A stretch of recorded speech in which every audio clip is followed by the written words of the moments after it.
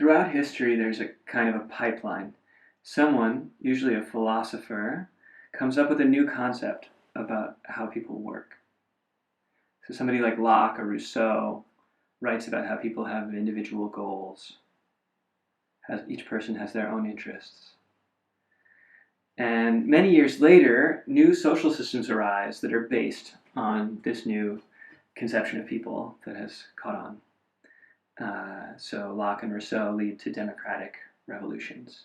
Similarly, Marx, writing about oppressions and class, leads to communist revolutions. But not just revolutions, also different kinds of institutions. Marx leads to unions, and Locke and Rousseau lead to voting and legislatures and so on. Normally, this process of going from a new idea about people to new social systems takes a century.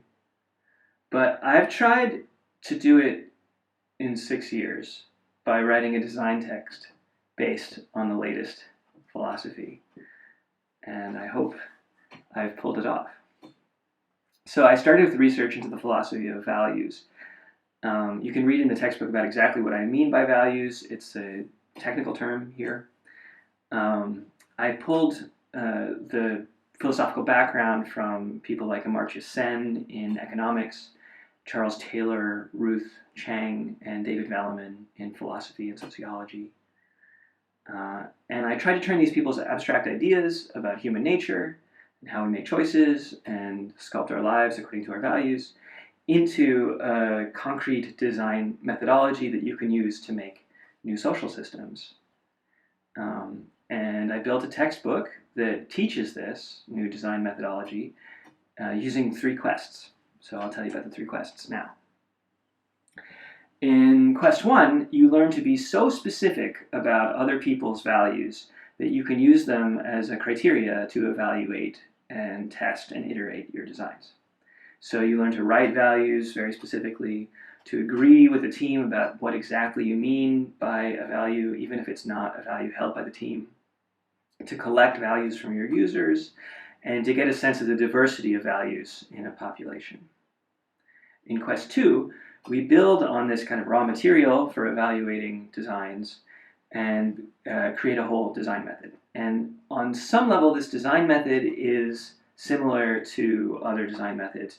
It has prototyping and iterations, it has user research, evaluation, product success metrics, all this kind of stuff. So it fits at a high level into the grammar of things that you already know about design. But at the level below that, almost everything has been replaced. The kinds of empathy and understanding of users' lives that you need for this design method is completely different.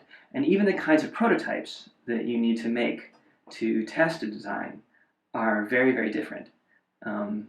Instead of paper prototypes like you would in UX or paper models like you would in architecture, we make games. And not just any kind of game, but a game that you can live inside of, because that's what we need to make to test how it is to live inside a social system. That's quests 1 and 2. Quest 1 is about gathering values. Quest 2 is about designing based on them. And quest 3 is we lead you through a significant project, all the design stages of a significant project on your own using this new methodology. So that's a little bit about the structure of our textbook, which is also the structure of our online course, the School for Social Design. I think the course is the best way to experience this and to learn it, but it's kind of expensive.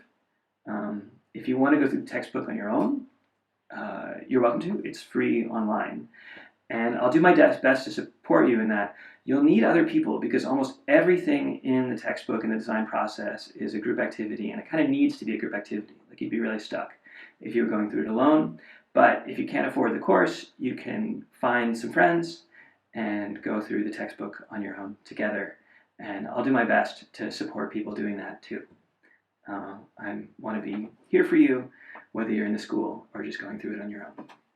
Hope to meet you.